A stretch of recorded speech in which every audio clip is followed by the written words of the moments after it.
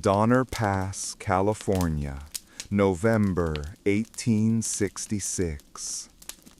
The silence was the truest measure of the Sierra Nevada. It was a silence deeper than the 20-foot snowdrifts, more profound than the endless, brutal geometry of granite that defined the landscape.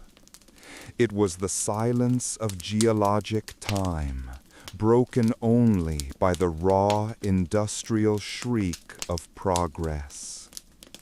It was the sound of 1,000 pounds of black powder detonating against the mountain's face. The explosion lifted the air, shook the teeth out of every man within a mile radius, and sent a plume of pulverized rock and smoke soaring into the frigid blue sky. This was the work of the Central Pacific Railroad, a violent marriage of American ambition and Chinese resolve, blasting its way eastward from Sacramento, carving a narrow, improbable ledge for iron rails across the roof of the world. When the dust settled, the foreman, Irish and loud, shouted for the muckers to clear the detritus. The work was brutal, the cold unforgiving. High on the ledge of the uncompleted grade, hundreds of Chinese laborers, the Crockers' pets, swarmed the site, chipping away at the fresh wound in the mountain. Li Kai was one of them. He was 18, small and fast, tasked with clearing the fine talus from the newly exposed rock face. He worked with the rhythmic efficiency born of desperation, his eyes downcast against the wind. He didn't find gold, nor silver, nor quartz. He found something impossibly small and impossibly old. It lay nestled in a pocket of rock that the explosion had peeled back, protected for centuries by a vein of stubborn, crystalline iron ore. It was a metal disc, roughly the size of a silver dollar, but far heavier. It was made of dull, aged gold, fused with a dark, non-ferrous iron that looked like polished obsidian.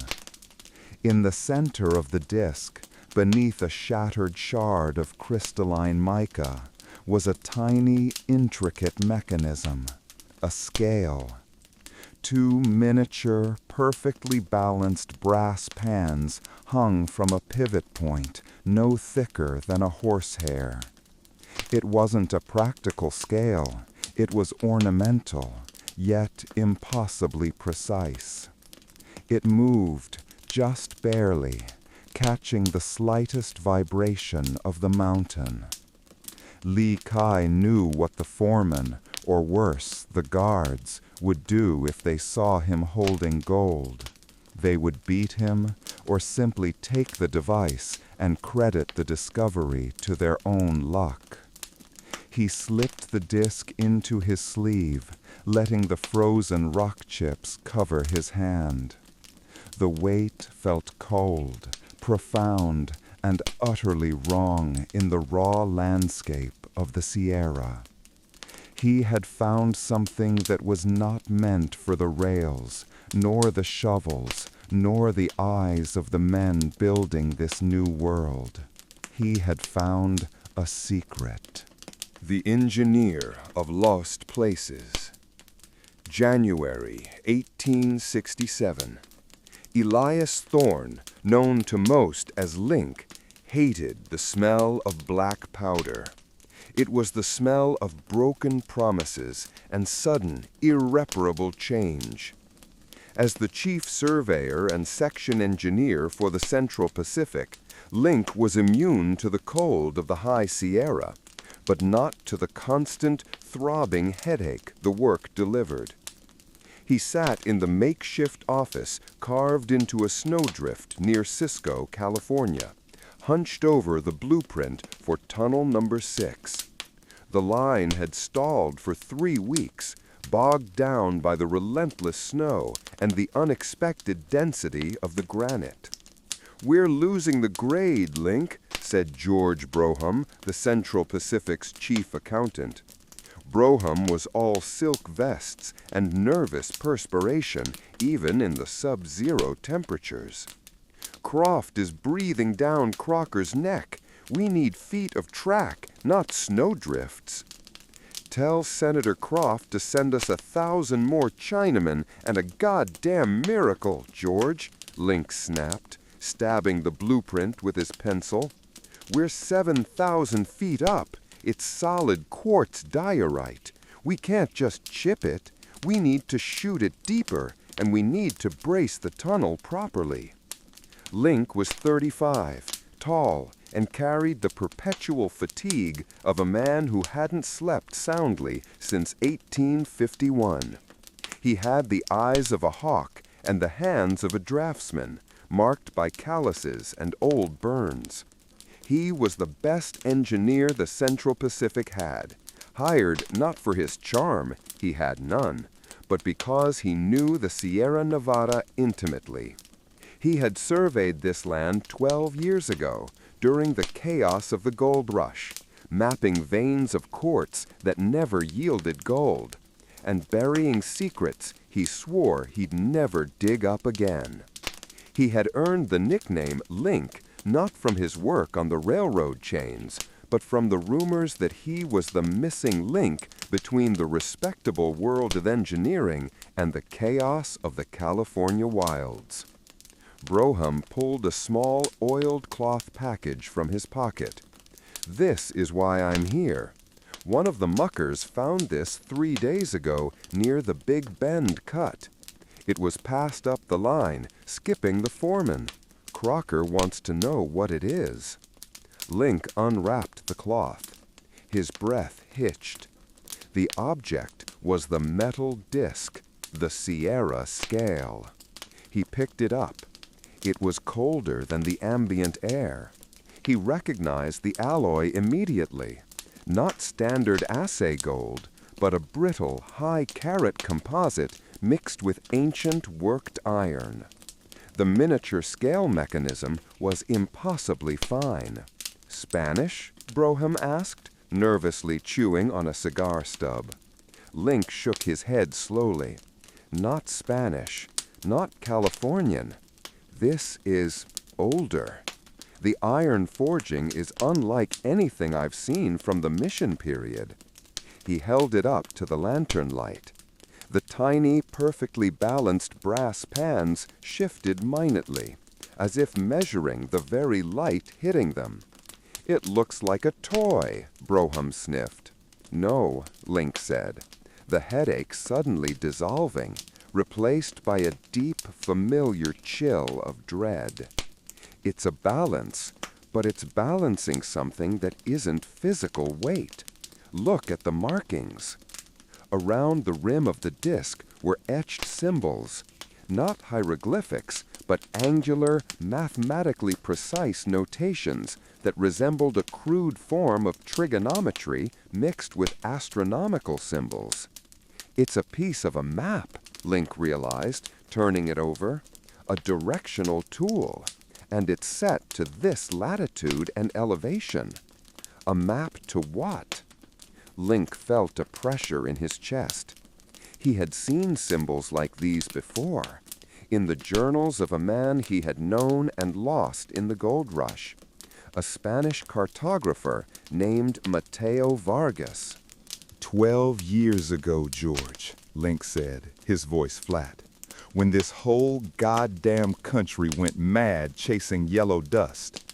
There were rumors of a cache, not gold, something far more valuable, something the old Mexican land-owning families feared more than losing their titles.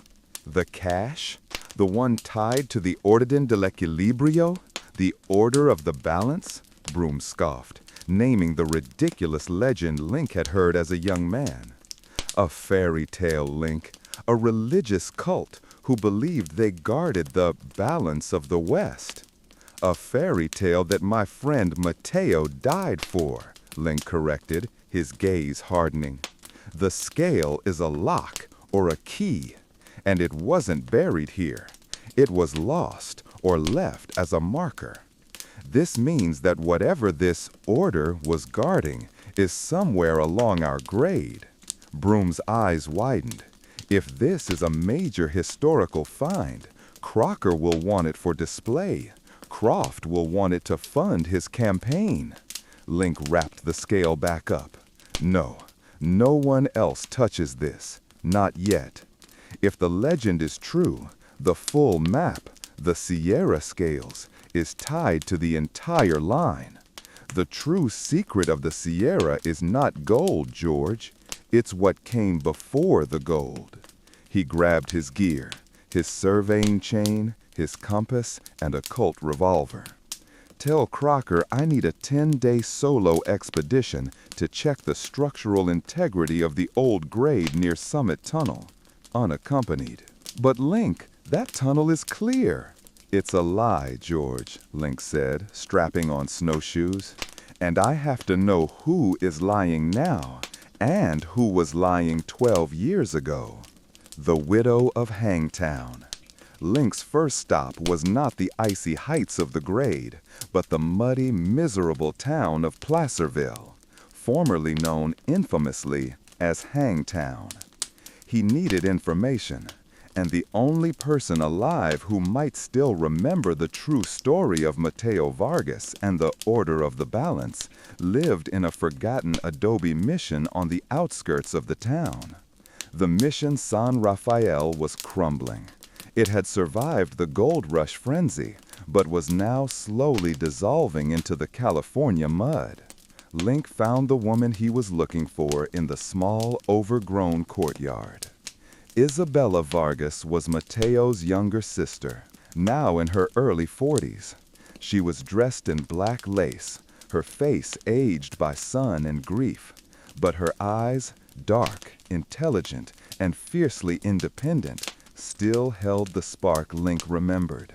She had been running a meager clinic for the impoverished Spanish and Chinese laborers, a silent act of defiance against the town that had swallowed her brother. Elias Thorne, Isabella said, her voice dry as desert air, speaking flawless, unaccented English. I heard you were building a railroad now. A better way to carve up the land, I suppose. Isabella, Link nodded, taking off his hat. The land was already carved. I'm just putting the pieces together differently.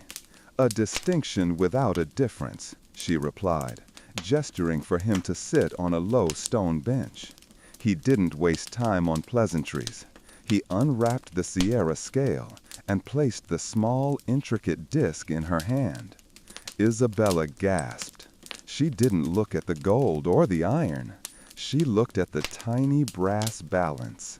"Where did you find this?" she demanded, her composure momentarily shattered. "Near the Summit Tunnel. Mateo, he found something similar, didn't he, when we were surveying the American River in '51. Isabella closed her hand tightly around the disc. "He found the first scale, a fragment of a much larger mechanism. He believed it was a guide to the original Mexican land grant, the one predating the war. But not a grant of land, Elias, a grant of protection." She explained that the Order of the Balance was not a cult, but a centuries-old society of cartographers and astronomers, started by Jesuit missionaries and adapted by indigenous and Mexican scholars. Their goal was to map and guard the most geologically unstable regions of the Sierra. "They believed that the mountains are alive, Elias," Isabella whispered, looking toward the distant peaks. "They believed that reckless mining and blasting would disrupt a natural seismic fault line, the balance of the West, and cause catastrophe." "Seismic faults?" Link scoffed, the engineer overriding the mystic. "We know about the faults. We brace for them. We are building the railroad to survive a tremor. You are building it to survive man's tremor, Isabella insisted. The order believed they had to map the critical points where the geologic pressure was highest. The first scale was a piece of that map. Link felt the blood drain from his face. Critical points? The Central Pacific route, it runs directly over the deepest, most dangerous faults. The 5 tunnels we are building right now. They run through the critical points, Isabella finished, her eyes full of accusation. Mateo was killed because he pieced together the map. He was going to expose the risk, to stop the recklessness of the gold rush miners. And now you are doing the same thing, only with 10,000 tons of dynamite. Who killed him, Isabella? The miners? The Spanish families? The men who stood to lose the most, Isabella said, standing up. She walked to a worn leather book resting on a small altar. Mateo left a key, not a map, but a key to understand the map. He entrusted it to me before he died. She opened the book. It wasn't a Bible. It was a Spanish survey journal filled with cryptic notations. She pointed to a sketch, a detailed drawing of a magnificent 6-foot diameter scale mechanism, far more complex than the single disc Link possessed. The grand balance, Isabella said. The master map. It was hidden in the mountains, protected by the order. And Krellman, he wanted it. Krellman? Link frowned. I haven't heard that name since '51. Senator Silas Croft, Isabella clarified, her voice venomous. He wasn't a senator then. He was just Victor Krellman, a mercenary surveyor working for the speculators. He killed Mateo for the map, but he never found the full scale. He only found Mateo's body. Link's world tilted. Croft? Senator Croft? The primary financial backer of the Central Pacific Railroad, a man now hailed as a visionary of national unity. He was the one who pushed the line through the most difficult, granite-laden passes, regardless of cost or risk. He was the man Broom had just told Link was breathing down Crocker's neck. Croft, he's still looking for the grand balance, Link realized. He thinks it's a treasure map. He thinks it points to a hidden cache of gold that predates the gold rush. No, Isabella corrected, her eyes filled with cold pity. He knows what it is. He knows the map shows the fault lines. He wants to find the grand balance and destroy it. If the information gets out now about the seismic risks inherent to the line, the Central Pacific collapses. Croft loses everything. That is why he is driving the men so hard. Link gripped the Sierra scale in his pocket. He was not just fighting for the railroad now. He was fighting a hidden war for the structural integrity of the entire region. I need to see the original route map, Link said, the one you and Mateo made. I need to know the critical points. Isabella hesitated. If I give you the map, Elias, you will go back into the mountains, and Krellman or Croft will finish the job he started 12 years ago. If I don't go back, Link said, Croft will find the grand balance first. He will destroy the evidence. And if the mountains decide to answer the dynamite, the entire Sierra Nevada will fall on the heads of the men in those tunnels. Isabella looked at Link's desperate sincerity, then at the fragile ancient disc in her hand. She pressed the disc into Link's palm. Mateo's full map is buried beneath the altar of the old mission San Xavier del Bac, near the Arizona border. She lied, protecting the real map. Then she lowered her voice and handed him the Spanish survey journal. But the key to interpreting the critical points is here. Matteo's dying wish was that no man's greed should open the earth. "Thank you, Isabella," Link said. "Don't thank me," she said, her voice sharp. "Just live long enough to finish what he started." Tunnel number 6. Link returned to the mountains with a new mission and a profound sense of isolation. His official reason for his 10-day expedition was to examine the grade for structural flaws. His true reason was to verify Matteo's warnings. He strapped the Sierra scale disc, the first scale, to his own engineering compass. The delicate brass pans on the disc moved with the slightest shift in elevation or magnetic interference, a reaction far too sensitive for normal fieldwork. He trekked 2 days beyond the main construction camp, into the forbidding isolation of Donner Pass, moving with the practiced efficiency of a man who knew the mountain's moods better than his own. His destination was tunnel number 6, the longest, deepest, and most dangerous excavation on the entire line. The Central Pacific had men working from both ends, driving the tunnel through the solid granite heart of the mountain.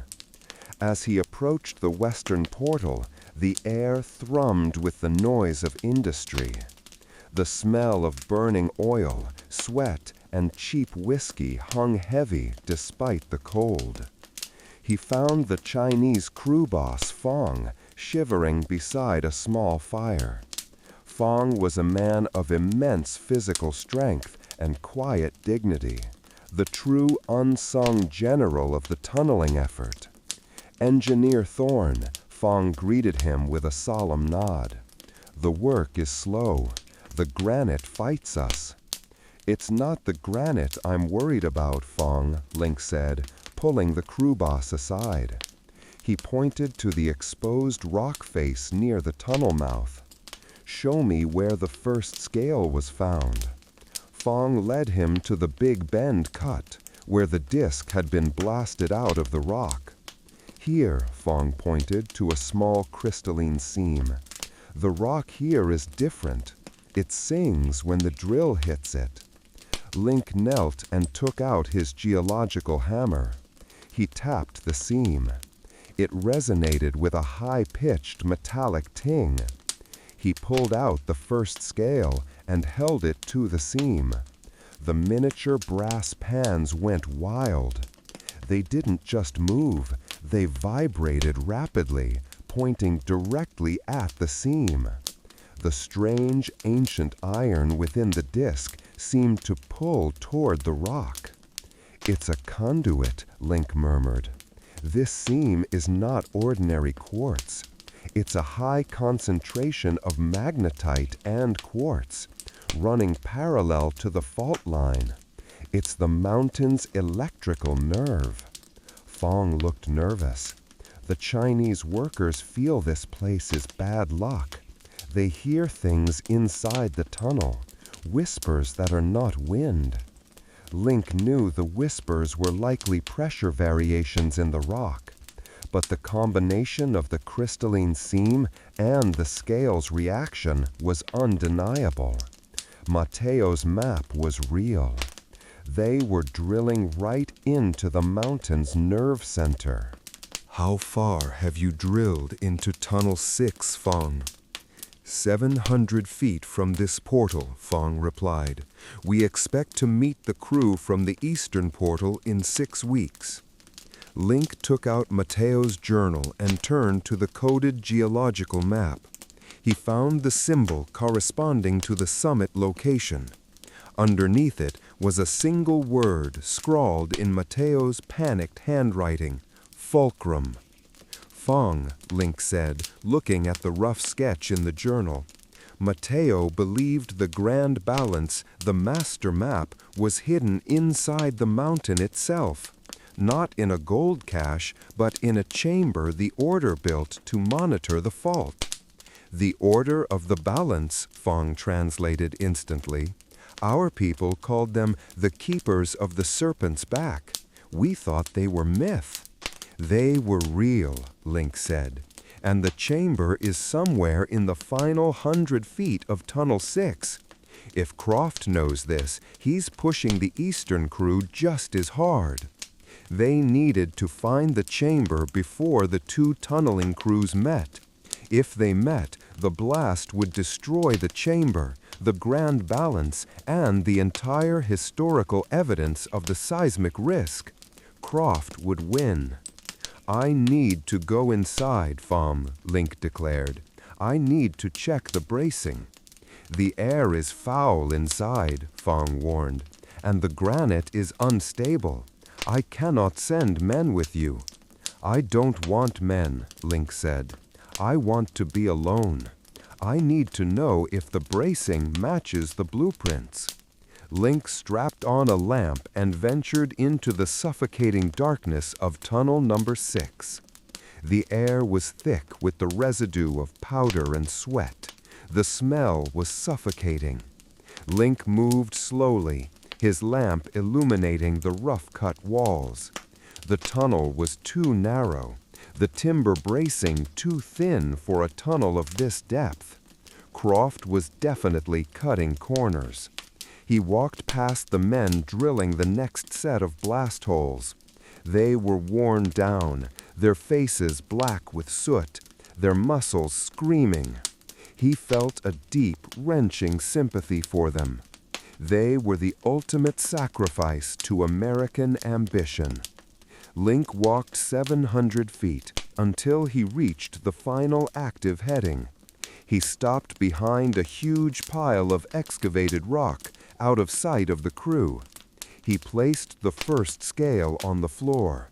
It spun violently, the little brass pans pointing not ahead toward the eastern crew, but directly toward the side wall.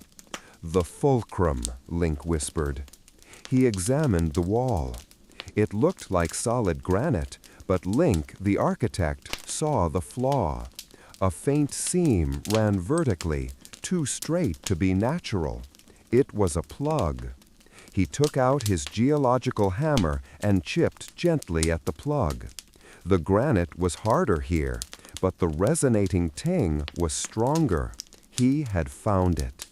He needed a blast, a controlled surgical blast that would not alert the main crew.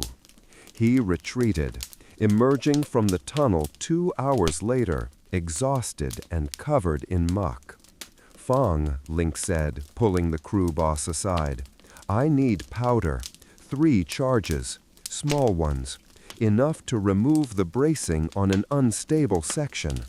I'm telling Crocker it's an emergency structural correction." Fong looked at the desperation in Link's eyes. "The foreman keeps the powder store locked." "Then we will have to acquire it," Link said. A quiet theft. Link and Fong orchestrated their theft under the cover of a freezing Sierra night. The powder magazine was a small, well-guarded structure located 100 yards from the main camp. It was manned by a single, bored Pinkerton guard named O'Malley, a big man with a penchant for cheap whiskey. While Fong organized a minor distraction, a staged fight between 2 laborers near the cookhouse, Link approached O'Malley. "Cold night, O'Malley," Link said, pulling a flask of good Kentucky bourbon from his pack. "Too cold for this bullshit job, engineer," O'Malley grumbled, taking the flask. Link spent the next 15 minutes talking about the difficulty of the grade, praising the railroad, and plying O'Malley with whiskey. The Pinkerton guard grew drowsy. "Say, Link," O'Malley slurred, leaning against the magazine door, "what do they say about that Congressman Croft, the one they call the senator now? Is he a good man for the rails?" "He's a man who understands geometry, O'Malley," Link said, watching the guard's eyelids droop. "He knows the shortest distance between 2 points." As O'Malley slipped into a deep, alcohol-induced sleep, Link gently took the key from his belt. He unlocked the magazine and slipped inside. He didn't take much, just 3 small packets of the highest grade powder, the kind used for delicate rock removal. He left the guard a blanket and retreated. By dawn, Link was back inside tunnel number 6. The work had resumed, the constant clang of steel on rock filling the air. He moved silently past the main crew, telling them he was taking measurements deeper down the line. He returned to the fulcrum wall. He worked quickly, setting the 3 small charges in a shallow triangle around the faint granite seam. He set the fuses, timing them through a sequential directional blast that would push the granite inward, not outward. He planned to blame the noise on a rockfall or an unstable pocket of powder. He lit the first fuse, a small hissing sound. "Blast!" Link shouted, running back toward the main crew. "Loose rock! Fall back!" The Chinese crew, accustomed to the danger, retreated quickly, covering their heads. Boom! The first charge went off, a dull thud. Then the second and the third. The tunnel filled instantly with smoke, dust, and the acrid smell of burnt powder. Link waited for the foreman to rush in, but only Fong appeared, his face anxious. "The plug, engineer?" Fong asked. "Hold the crew back," Link ordered, pulling a wet handkerchief over his mouth.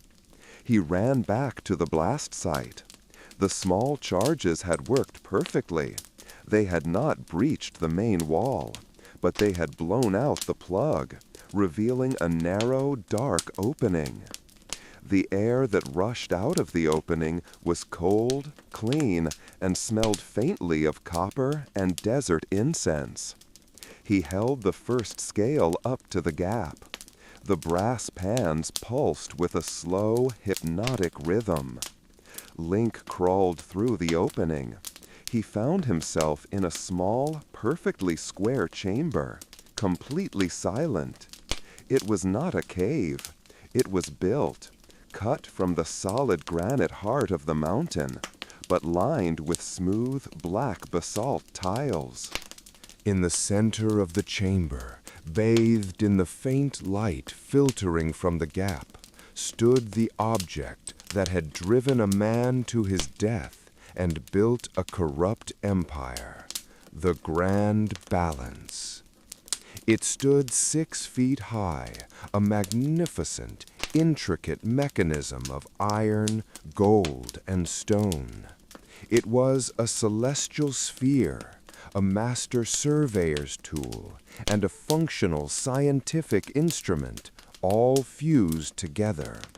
It wasn't one scale, it was a complex series of nested scales, dials, and counterweights, all connected by impossibly fine gold wires to the central mechanism.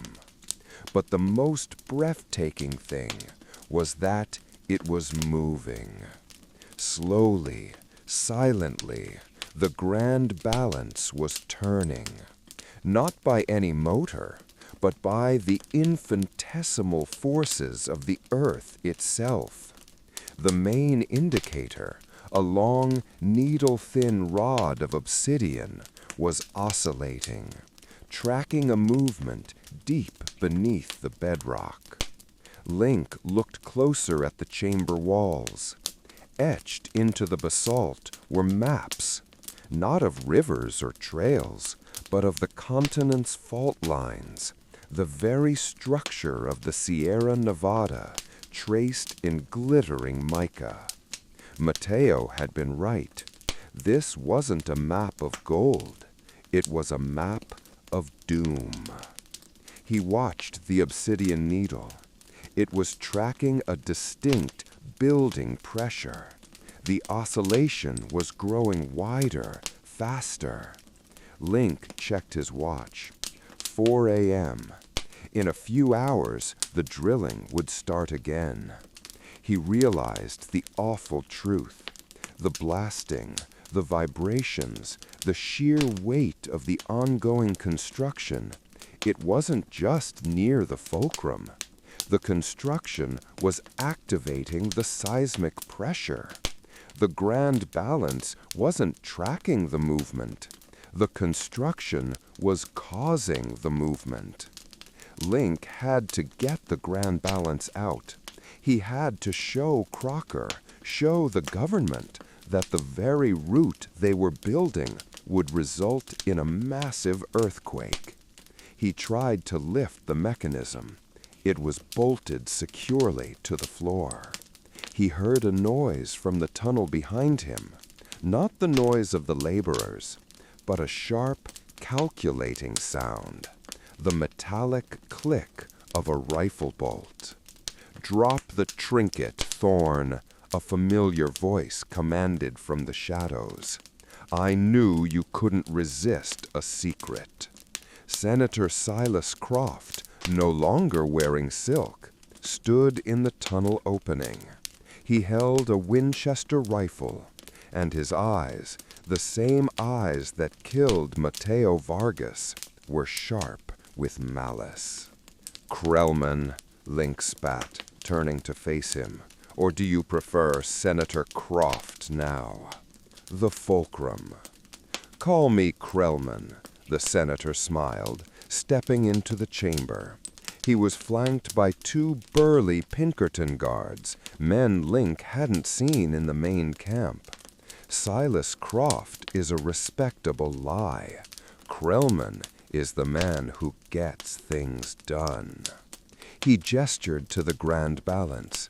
"Magnificent, isn't it? I've searched for this damned thing for 12 years. I thought Mateo led me right to it, but the fool only had the piece you now carry." "You killed him for a map, Krellman," Link said, his voice low and dangerous.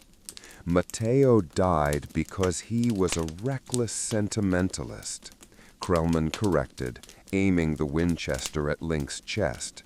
"He thought the world needed to be saved from itself. I merely intend to guide it." "You want to destroy it," Link stated, gesturing to the fault maps on the wall. "You know this shows the seismic risk. If this gets out, the Central Pacific is done." "The Central Pacific is done if I don't destroy this," Krellman said, his smile vanishing. "This whole line is built on political bonds and railroad subsidies. If the geological truth comes out, the stock tanks. I lose every penny, and the nation loses its destiny. This instrument of fear dies here, Thorn, and my fortune is secured." Krellman walked toward the grand balance, pulling a small black powder charge from his pocket, a professional military-grade charge, far more potent than Link's stolen powder. "You won't have time to wire that," Link warned. "The main crew will be here in an hour." "I don't need time," Krellman sneered. "My eastern crew is meeting your western crew in 30 minutes, not 6 weeks. I pushed them hard. They're only 100 feet from the fulcrum now. When they blast their final charge, it will collapse this chamber, bury the balance, and make you look like a disgruntled, drunk surveyor who died in a rockfall." Link was horrified. The crews were about to meet. The seismic event was imminent. "You'll bury your own men," Link stammered. "Sacrifices for progress," Krellman shrugged, setting the charge against the central pillar of the balance. Link knew he had only one chance. He threw the small, wrapped first-scale disc, the one Brome had given him, at the lamp hanging from the ceiling. The glass shattered. The chamber was plunged into pitch darkness, save for the faint glow of the grand balance. The Pinkertons yelled, firing wildly into the dark. Link, intimately familiar with the cramped, rough-cut space, didn't run. He moved. He lunged toward Krellman. He tackled the senator, slamming him against the basalt wall. The Winchester went skittering across the floor. "You think you can outfight me, Thorn?" Krellman roared. He was strong, driven by desperation, and he fought like a wild animal. The two men struggled in the absolute darkness. Link heard the Pinkertons moving closer. Link threw a punch, connecting with Krellman's jaw. Krellman staggered, but grabbed a discarded rock from the debris. He brought it down hard on Link's shoulder. Link cried out, pain shooting down his arm. He realized he couldn't beat Krellman and the guards. He had to stop the blast. Link broke free and scrambled toward the narrow opening in the wall, the only exit back to the main tunnel. "Get him!" Krellman shrieked. "Don't let him reach the line!" Link burst back into the main tunnel. He didn't run toward his own crew. He ran toward the eastern blast. He ran toward certain death. He ran as fast as his injured shoulder allowed. The tunnel was long, dark, and filled with the thunder of the eastern crews drilling. He heard the Pinkertons shouting behind him.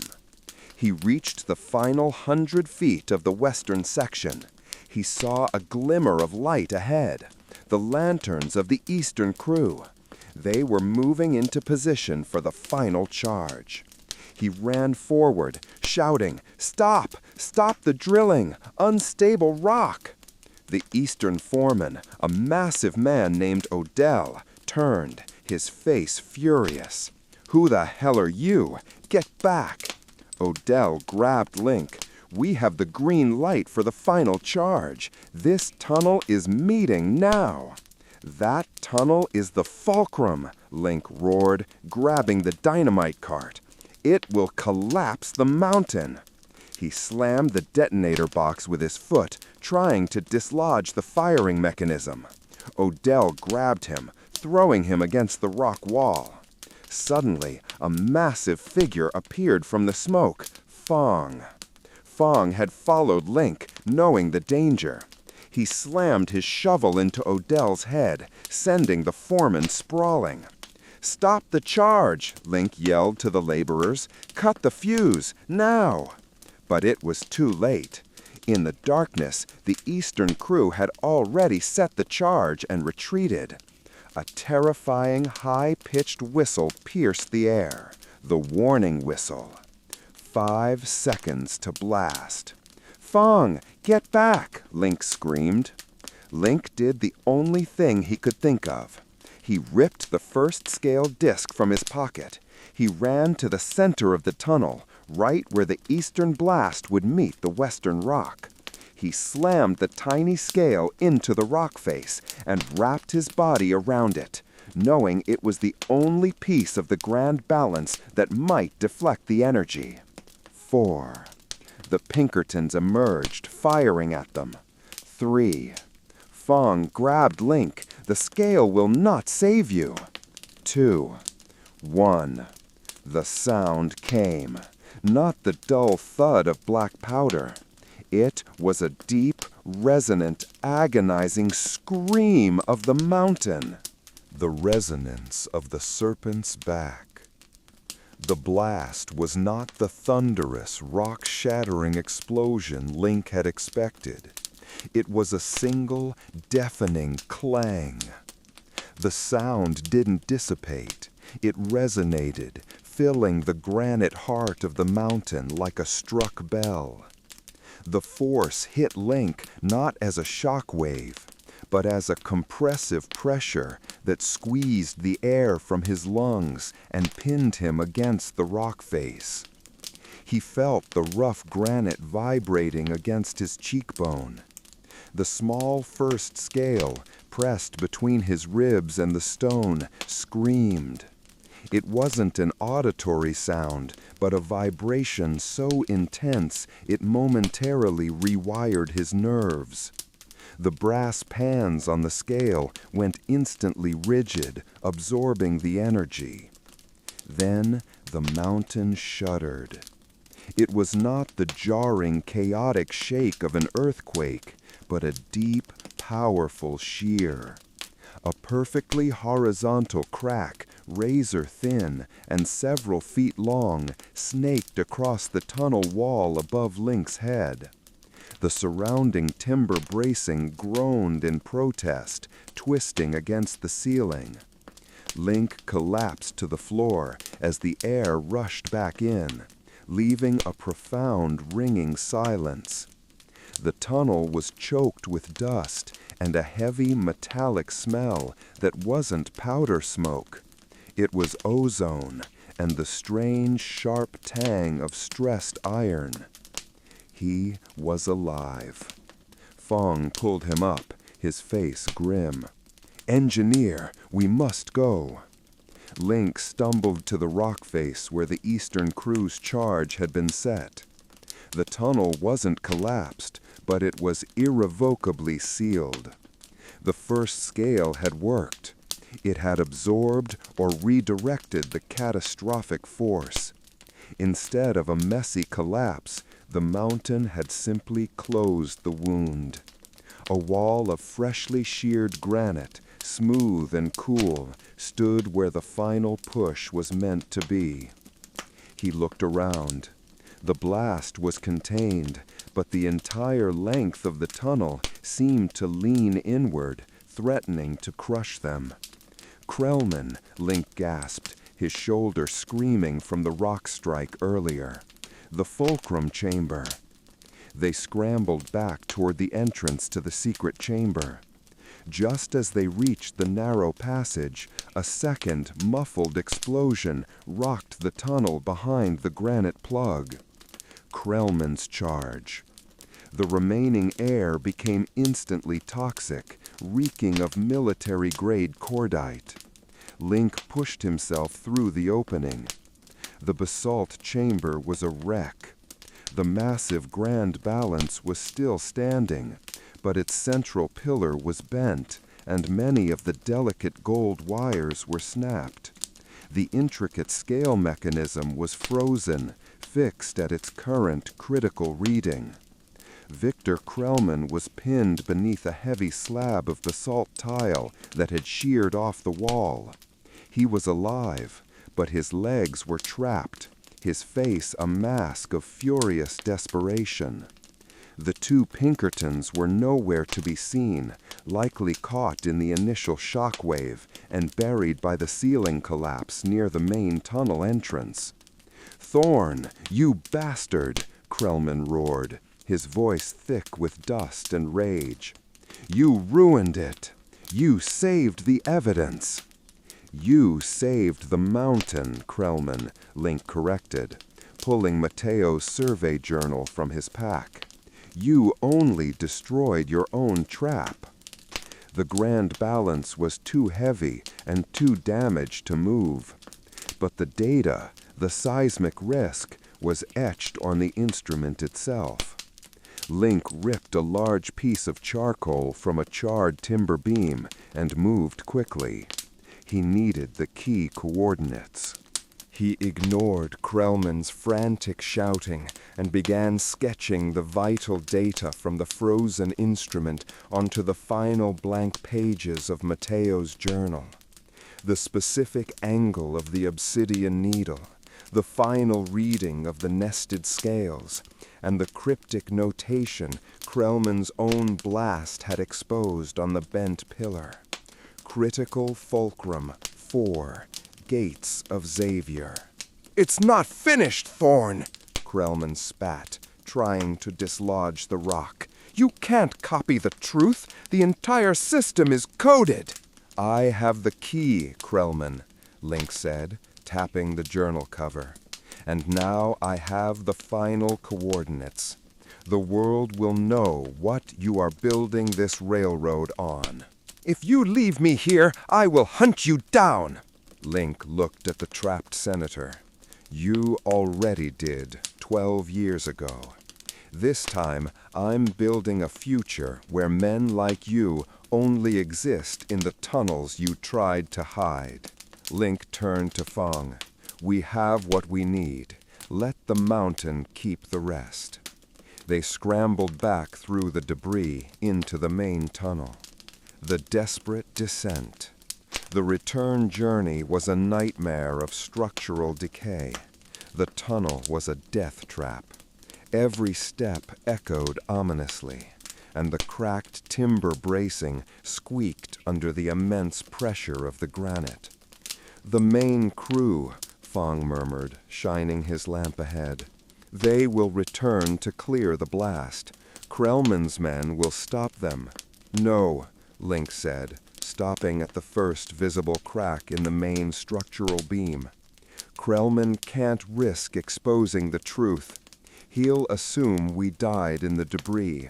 He'll claim the collapse was a catastrophic failure due to the granite density, not a seismic trigger. They reached the western entrance. The fresh winter air was a blessed relief after the foul atmosphere of the tunnel. But they were not alone. Standing outside the tunnel mouth, silhouetted against the blinding midday sun on the snowfield, was a single figure. Not a Pinkerton, but a lean, tall man in a dark coat, holding a Sharp's rifle. A man Link recognized with a gut punch of surprise. It was Jedediah Jed Holt, a legendary tracker and bounty hunter Link had last seen in Placerville. Holt was infamous for his cold efficiency and absolute lack of conscience, hired by the powerful to remove obstacles. "Engineer Thorne," Holt called out, his voice sharp and carrying across the snow. "Senator Croft requires the return of company property. That journal and the small scale." "You work for Krellman now, Jed?" Link called back, drawing his Colt revolver. "I work for money, Link, and the Senator is offering more than the Central Pacific pays its chief engineer." Holt raised the Sharps. Its range and accuracy were leagues beyond Link's sidearm. "Fong, get to the lower grade. Distract him." Fong didn't argue. He pulled a pickaxe from a tool cart and sprinted into the trees lining the treacherous icy grade leading down the mountain. Holt didn't waste a shot on Fong. His focus was entirely on Link. Crack!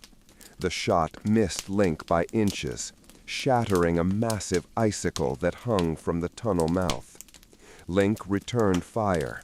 The Colt's shot absorbed harmlessly by the snowy bank near Holt. Link ran, scrambling over the loose debris and snow. He couldn't outfight Holt, and he couldn't outrun him on the open snow. He needed cover, and he needed speed. He threw himself down the slope, plunging into the deep snow beside the tracks of the newly laid railroad line. He knew the terrain intimately. Just ahead, the line ran along a massive wooden trestle spanning a deep ravine, a rickety temporary structure they called the Widow's Walk. He reached the trestle and scrambled onto the narrow walkway beside the rails. The trestle spanned nearly 300 feet of sheer drop. Holt appeared at the ridge, a dark, relentless figure against the snow. He fired again. The bullet struck the wooden railing near Link's hand, sending splinters flying. "Stop, Link! You can't make it across!" Link didn't stop. He was dizzy from the blast, his shoulder aching, but he sprinted across the planks, the sheer drop of the ravine a constant, terrifying presence beneath him. He reached the center. He stopped, pulled a discarded shovel from the track maintenance kit, and swung it high. "Come get it, Jed." Holt started across the trestle, moving with unnerving confidence. Link waited until Holt was 50 feet onto the structure. Then, Link brought the shovel down hard against the rail line just ahead of him. Clang, clang. He used the remaining powder charge he had stolen and jammed it into a critical structural joint on the trestle. "You're a fool, Link. That bridge cost a fortune," Holt yelled, pausing. "It's just timber and iron, Jed," Link shouted back. "The only thing that costs a fortune is the truth." Link lit the fuse. He knew the blast wouldn't destroy the entire trestle, but it would sever the crucial load-bearing cable and weaken the central support. He ran for the other side. Boom! The sound was sharp, confined, and immediately followed by the terrifying shriek of stressed metal. The central third of the widow's walk trestle sagged violently. Holt screamed, losing his footing. He fell, clinging desperately to a warped crossbrace. The trestle was now a V-shape, buckling over the ravine. Link reached the solid ground on the opposite side, panting, clutching the journal. "Link, help me!" Holt cried out, his voice raw with panic. Link looked back across the broken span. Holt was hanging by one hand, hundreds of feet above the rocks. "I will help you, Jed," Link said, reloading his Colt. "If you tell me where Krellman is taking the Central Pacific's records and bonds." "Sacramento!" Holt yelled. "He's taking them to the capital. The opening ceremony is in 3 days. He's covering the paper trail." Link didn't fire. He lowered the gun. "You chose your employer, Jed. Live with your choice." He turned and plunged into the thick pine forest, leaving Holt dangling over the abyss. Chapter 8. The Weight of Evidence. Link traveled south and east, utilizing old, forgotten trails he had mapped during his gold rush days. Fong met him 2 hours later, having circled around the main camps. "The Pinkertons are everywhere," Fong reported, his breath misting in the freezing air. "They are sealing off the entire summit grade. Krellman is already gone. He was lifted out by sledge." "He's heading to Sacramento," Link said, clutching Mateo's journal. "He's going to sanitize the records and finalize the land swap deals. Once the railroad opens, the truth is irrelevant." They had only 2 days. "We need a faster way down the mountain," Link said, looking at the treacherous terrain. Fong pointed to a small, isolated Chinese logging camp nestled in a valley far below. "They have horses, but they are loyal to the Central Pacific." "They are loyal to the paymaster," Link corrected, "but they are loyal to you, Fong, and they fear Croft more than they fear the company." Link realized his strength wasn't just in his engineering knowledge. It was in his ability to connect with the people Croft exploited, the laborers, the displaced Spanish, the disenfranchised. They reached the logging camp. Fong spoke quickly in Cantonese to the foreman, showing him the severe bruises on Link's body and the fresh scorch marks on Link's coat. He told them the story, not of the grand balance, but of the seismic risk Krellman was trying to hide. The foreman looked at his men.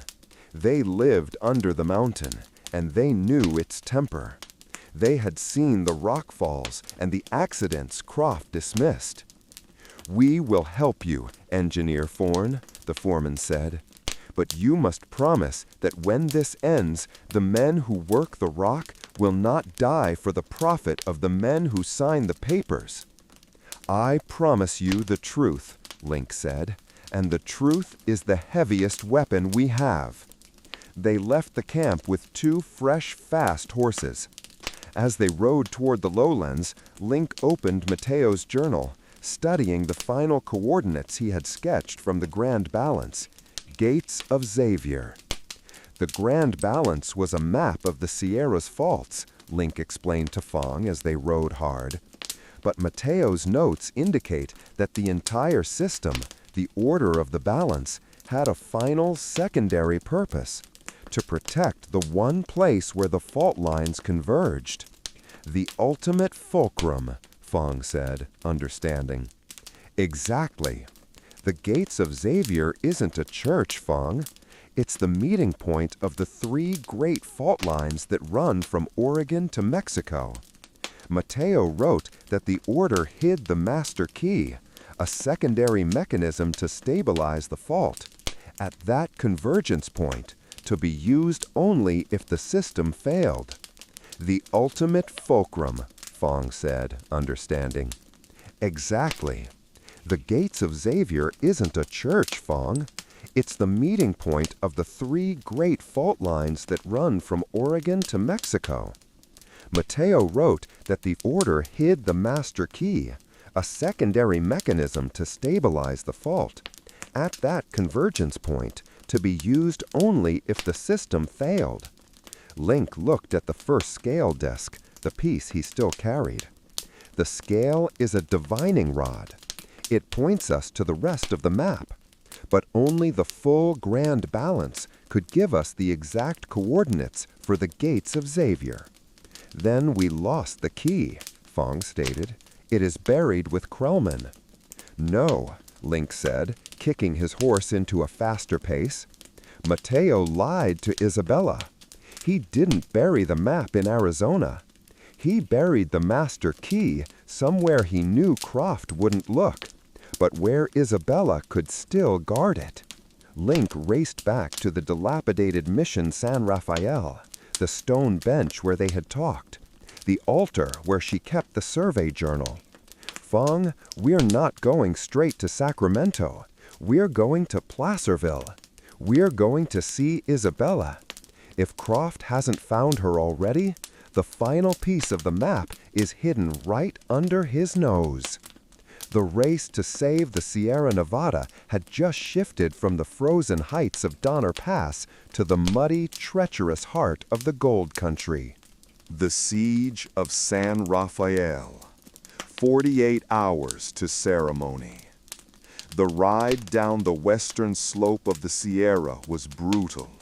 They pushed the horses through the icy mud and thawing trails, trading the paralyzing cold for slick exhaustion. They reached Placerville just as the lamps were being lit, casting long, sickly shadows down the muddy street. Link and Fong approached Mission San Rafael cautiously. Link's heart hammered against his ribs. He knew Krellman would not have overlooked Isabella Vargas, regardless of whether she was armed. The silence was the first sign of trouble. The courtyard, usually bustling with the quiet activity of the small clinic, was still. The heavy wooden gate hung half open, splintered near the lock. "They're inside," Link whispered, drawing his Colt.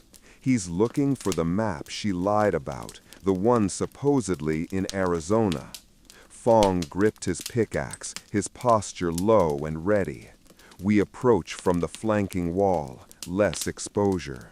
They scaled the crumbling adobe wall and dropped silently into the overgrown kitchen garden. They moved toward the main mission chapel, where the light of several lanterns flickered erratically. The chapel was being systematically dismantled, not for treasure, but for paper. Rough men, not Pinkertons, but professional thugs hired from the mining camps, were ripping open floorboards, tearing down tapestries, and overturning the modest altar. They were searching for a hidden map, oblivious to the true nature of the secret. In the center of the chaos, Isabella Vargas stood rigid and defiant, flanked by two armed men. Her black dress was torn, but her dignity was intact. "The map is not here, you ignorant vultures," Isabella spat, her voice ringing with fury. "It is in San Xavier del Bac. Go to Arizona and choke on the sand." "Silence, old woman," barked the leader, a scarred mercenary named Doyle. "Croft said the key to the map is here. He said the Mexican witch hid the proof of her brother's madness in this rotten house." Doyle grabbed Isabella's arm, twisting it sharply. "Where is the ledger? Where is the secret?" "Let her go!" Link yelled, bursting through the chapel doorway. The sudden arrival of a mud-splattered engineer with a smoking Colt drew instant attention. Doyle shoved Isabella aside, drawing a massive Navy revolver. Link fired first. The shot went wide, hitting a candle holder and plunging the corner of the chapel into shadow. Fong followed, letting out a wordless roar. He didn't shoot. He charged the nearest thug, swinging the heavy pickaxe like a battle hammer. The man went down with a sickening crack, the pickaxe striking his shoulder. The chapel dissolved into brutal chaos. Link ducked behind a broken pew, firing twice more. Doyle and his remaining man returned fire, the sound deafening within the stone walls. Isabella, seizing the moment, grabbed a heavy brass candelabra and swung it hard into Doyle's face, knocking him backward. "The altar!" Isabella screamed at Link, pointing not to the main wooden shrine, but to the worn stone foundation beneath it. "He never wrote it down. He built it in." Link understood instantly. Mateo was an architect and a surveyor, just like Link. He wouldn't bury a map. He would integrate the key into the structure, using its geometry. Link dove toward the altar. Doyle, wiping blood from his face, lunged at Link, tackling him to the cold stone floor. They wrestled, the old brass candelabra now Link's only weapon.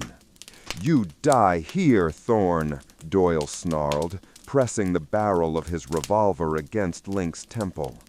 Just as Doyle tightened his finger on the trigger, Fong, having dispatched the other man, brought the butt of his pickaxe down on the back of Doyle's head. The mercenary went limp. "The altar, engineer," Fong said, breathing hard. "The walls are unstable. Quickly." The master key. Link knelt at the base of the altar. The stone foundation was a heavy, perfectly cut block of local granite. It looked like an immovable support column. "It's a fulcrum, Isabella," Link realized, tracing the seams. "Mateo didn't use glue or mortar here. He used a weight and balance system." He spotted a tiny, almost invisible indentation, a notch that matched the shape of the first scale disc he carried. He pulled out the first scale and pressed it into the notch. The sound was not a click, but a deep, smooth grind. The entire granite block, which looked to weigh 3 tons, began to tilt inward on an almost frictionless pivot. It was a perfect counterweight system, hidden by sheer mass. The granite block opened, revealing a small cylindrical recess cut into the bedrock. Inside, resting on a bed of dry moss, was the master key. It was not a map or a scroll. It was a perfectly constructed, complex brass gyroscope. A sphere within a sphere, no larger than a fist.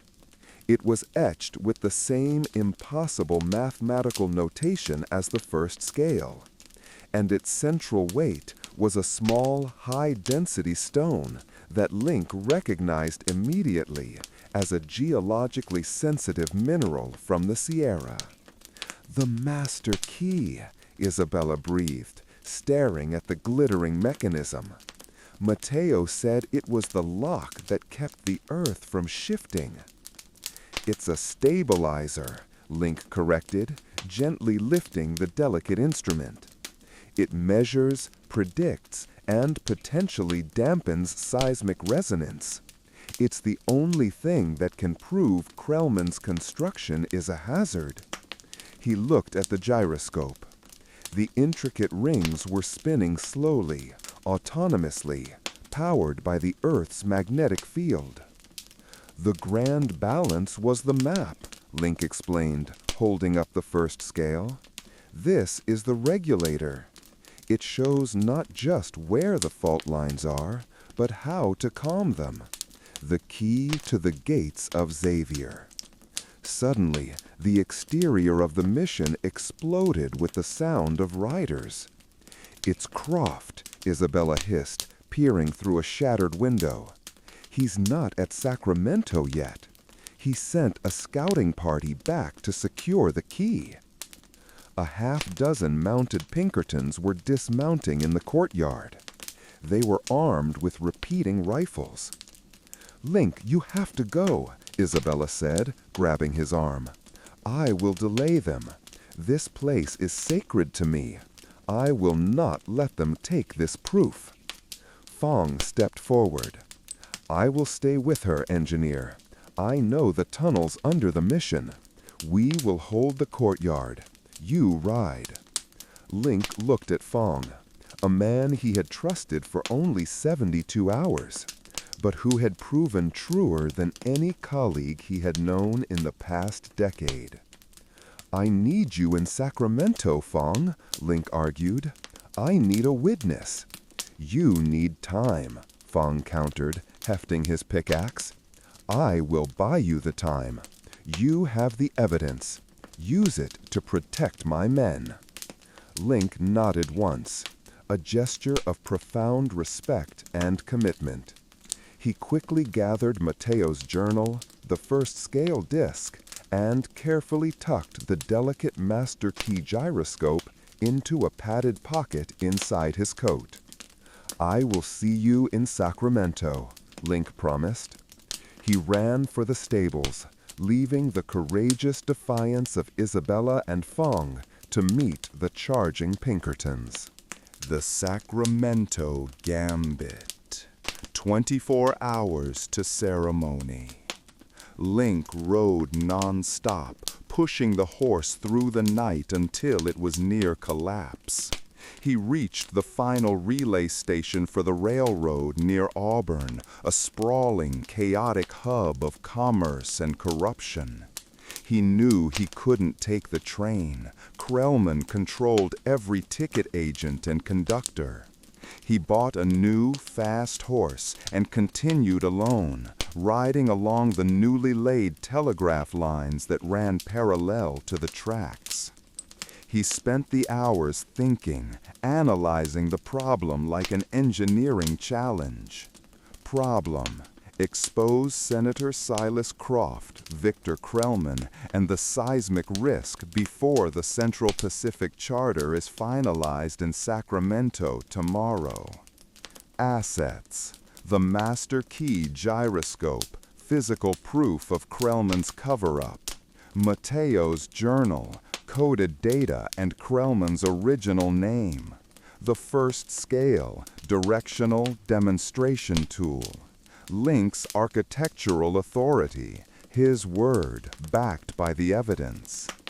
Obstacles: Krellman controls the Sacramento police, the government bureaucracy, and the main ceremony venue. Link would be arrested and discredited before he reached the governor's mansion. Solution: Link needed to bypass the bureaucracy and present the evidence to the entire state at the precise moment of maximum exposure. The final ceremony was scheduled for noon.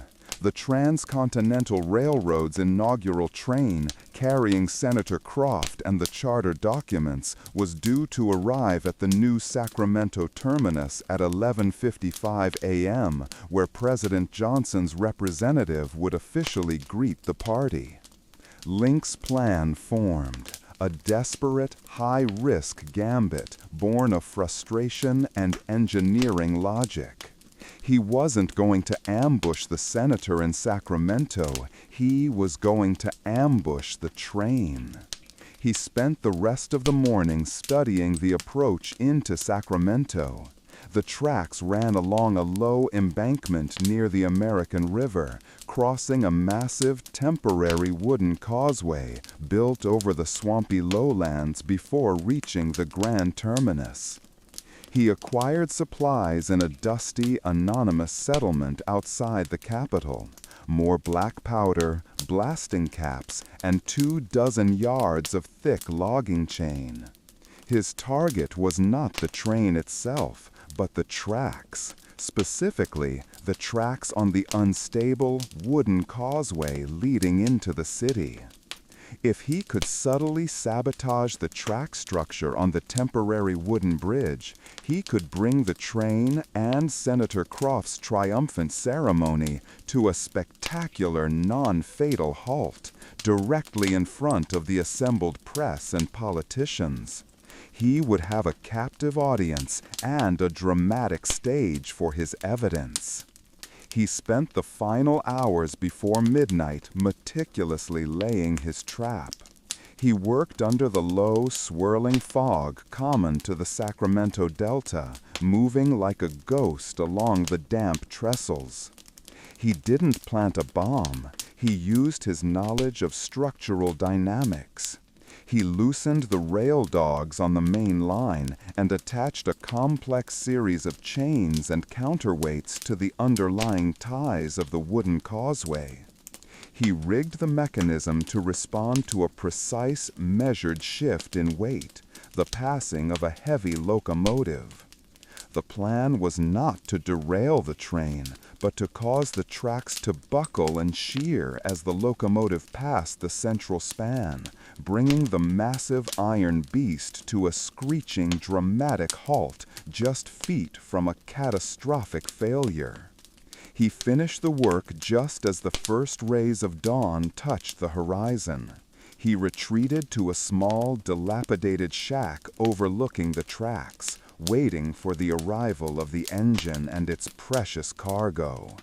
Link checked the master key gyroscope in his pocket. The tiny brass rings were spinning rapidly, their internal weight now visibly oscillating with a slow, heavy rhythm. The instrument was reacting to the regional pressure. The mountains were settling, answering Krellman's final blast. The seismic event was coming. The train must be stopped. The Iron Beast. The Final Hour. Sacramento Terminus, May 10, 1867, 11 a.m. The Sacramento Terminus was a scene of dazzling triumph. Bunting, flags, brass bands, and thousands of cheering citizens waited for the arrival of the inaugural Central Pacific train. Senator Silas Croft, having flown down from the mountains and meticulously covered his tracks, stood on the engine platform of the locomotive, dressed in a pristine silk suit, waving to the crowds. He was the picture of an American visionary. "The grade is clear, Senator," the conductor shouted over the rising noise of the crowd. "We are on time." Croft merely smiled, clutching the leather briefcase containing the Central Pacific's finalized bonds and the clean land titles. The fulcrum was buried. The grand balance was destroyed. The truth was dead.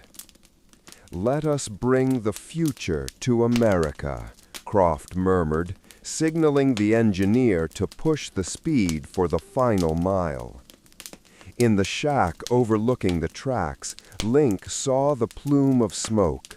The iron beast was coming. He pulled out the master key gyroscope and placed it on the rough wooden windowsill. The internal vibrations were now violent. The brass rings spun with a frantic energy. Thrum, thrum, the earth was warning him. Link pulled out his Colt. He had one final desperate move. As the massive, chuffing locomotive approached the causeway, Link raised the gun and fired one single, precise shot. He aimed not at the train, but at a specific telegraph pole next to the tracks he had marked earlier. The bullet severed the thick wire running into the city. The telegraph line went dead, cutting off Krellman's emergency communication to the station master. The locomotive hit the causeway. The chains and counterweights Link had rigged came alive. The tracks, slightly loosened, began to twist and shear under the tremendous, measured weight of the engine. The engineer saw the track buckle and slammed on the emergency brake. The sound was immense, the terrifying shriek of steel grinding against steel, the roar of the massive iron wheels sliding on the buckling rail, and the hissing cloud of steam that enveloped the locomotive. The train came to a violent, sickening stop, not in the station, but straddling the severely damaged causeway, hundreds of feet from solid ground. The engine's front wheel hung inches over a freshly cracked timber beam. Chaos erupted in the city. The celebrations instantly turned to panic. Croft stumbled off the locomotive platform, furious, his silk coat covered in soot. He saw the damage to the tracks, a deliberate, surgical sabotage. He looked up the embankment and saw Link. "Thorne!" Croft screamed, recognizing the defiant figure. Link held up the master key gyroscope, the small spinning sphere catching the light. "It's over, Krellman!" Link yelled, pulling the journal from his coat. Croft, realizing the evidence had survived, did the one thing he always relied on: money and violence. He pulled a small silver-plated pistol from his waistcoat and fired at Link. The shot went wide. Link did not fire back. He raised the Colt and fired 3 times, straight down, into the ground beneath his feet. He was aiming for the unstable riverbank he had surveyed years ago, the final, subtle fault line that ran parallel to the American River. The ground groaned in response. The master key gyroscope on the window ledge spun into a violent blur, emitting a high, humming whine.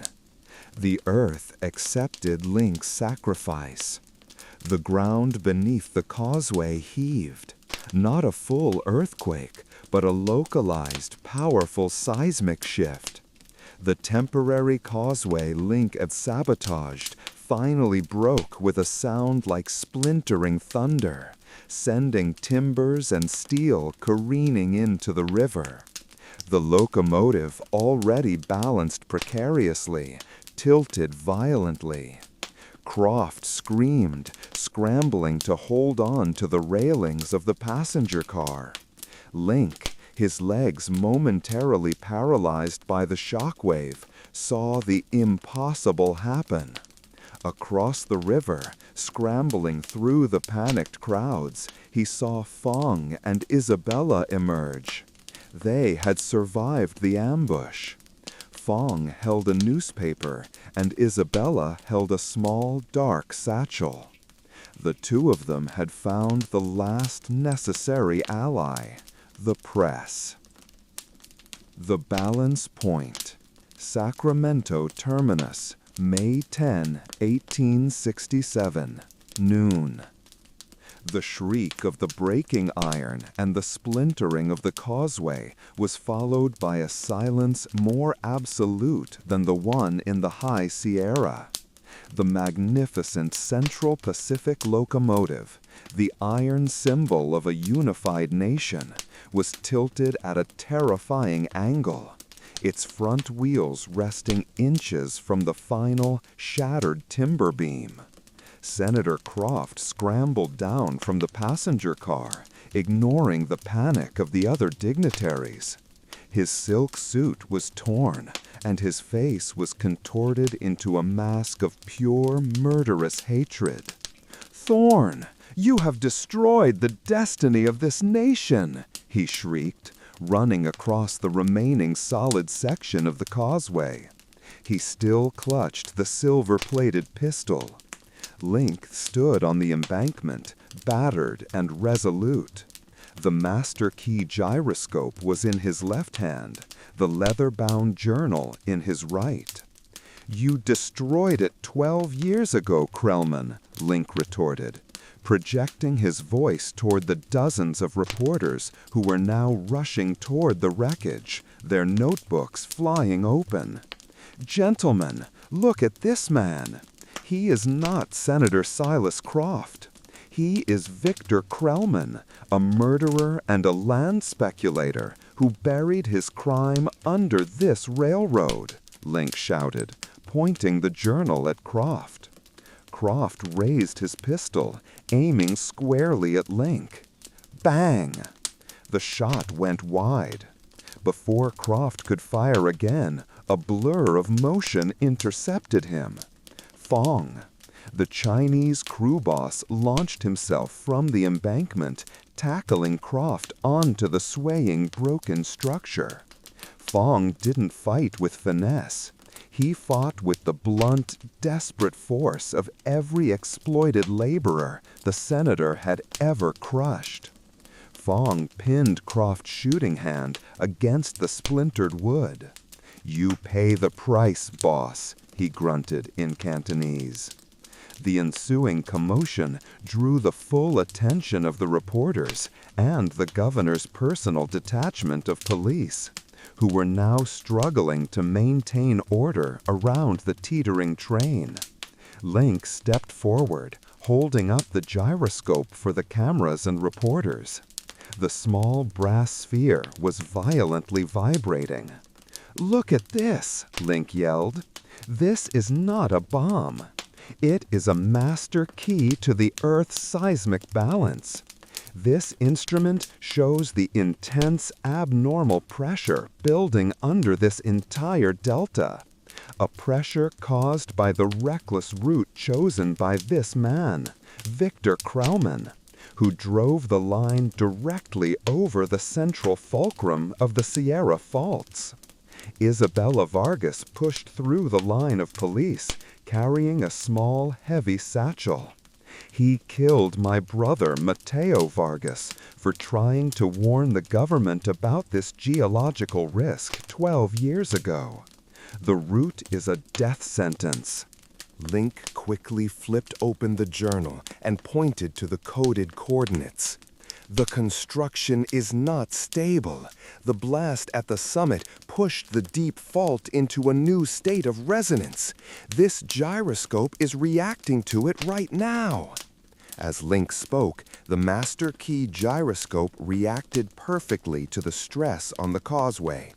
The inner rings whirled faster, and the small, geologically sensitive weight within the sphere began to oscillate wildly, causing a distinct, metallic hum audible to those closest to Link.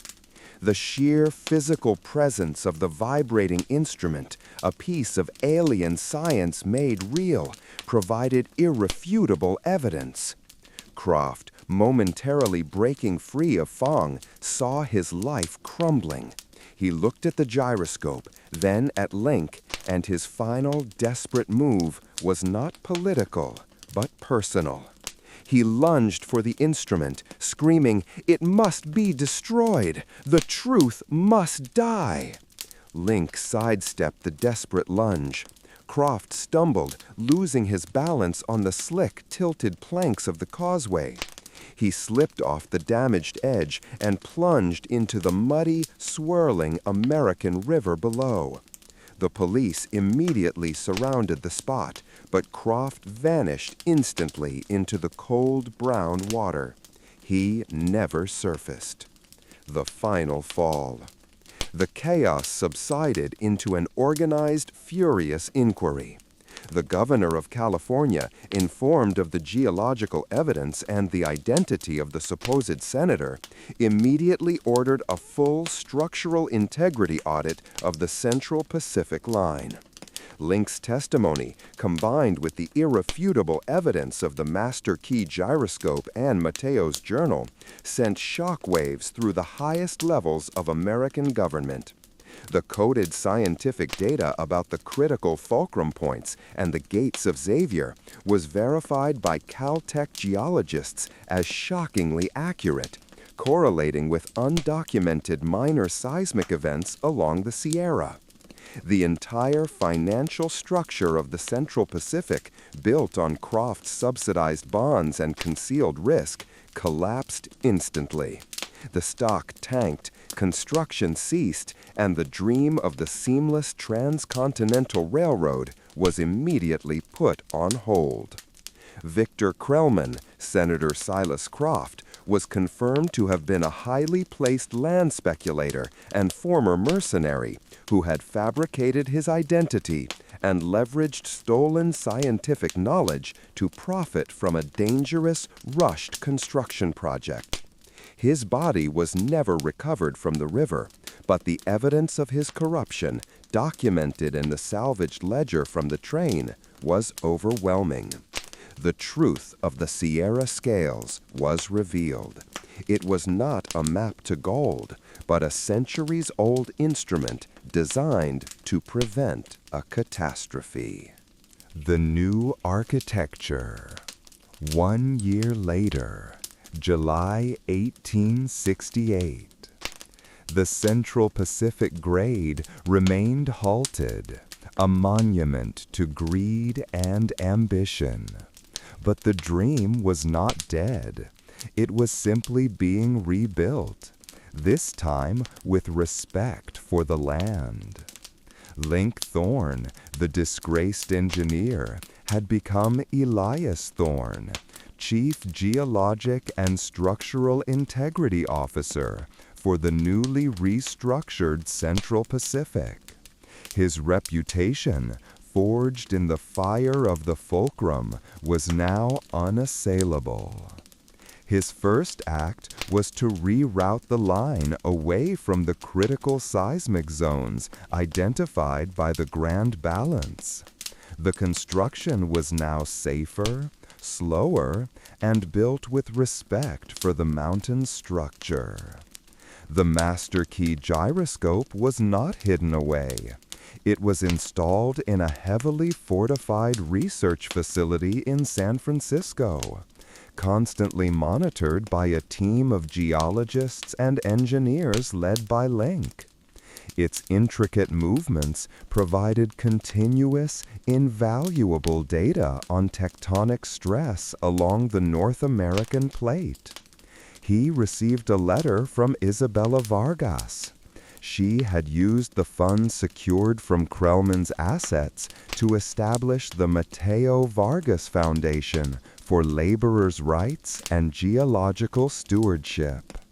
Fong had become the key liaison between the restructured railroad and the Chinese workers, ensuring fair wages, better safety conditions, and the use of safer, slower drilling methods.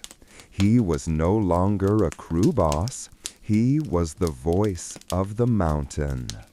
Link stood on a newly surveyed stretch of track, hundreds of miles north of the treacherous fulcrum. He held the small, tarnished first scale in his hand, the piece that started it all. He no longer saw it as a relic of a dead order, but as the foundation of a new architecture. He had learned that the highest achievement of engineering was not in conquering the earth, but in understanding the delicate balance required to live upon it. The Sierra Nevada, once a source of frantic greed, was now being traversed by rails built with patience, precision, and respect, a testament to the man who saved the city by stopping the train.